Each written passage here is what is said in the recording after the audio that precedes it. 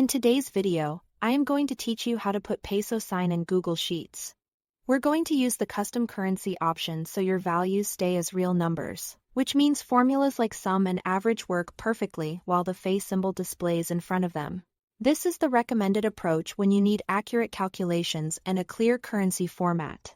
Start by opening your Google Sheet. Decide where you want the peso formatting to appear. Then highlight those cells. You can drag to select a specific range, click a column letter to select the whole column, or use the row numbers to grab entire rows. If you want the format across your entire sheet, it's fine to select everything before you continue. With your cells selected, go to the top menu and click Format. Then Number and choose Custom Currency. This opens a panel where you can pick exactly how your currency appears. In the search bar, type peso or Philippine peso.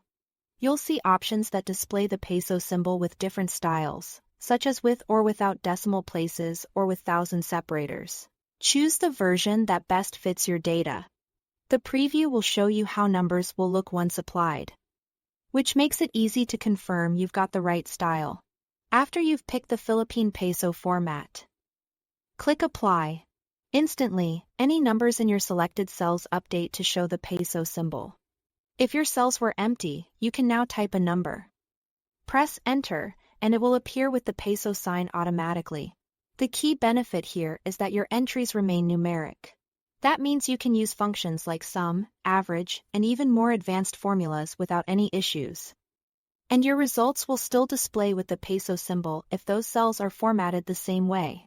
If you notice a cell isn't showing the peso, double-check that it's included in your selection and that the format was applied to that exact range. That's it.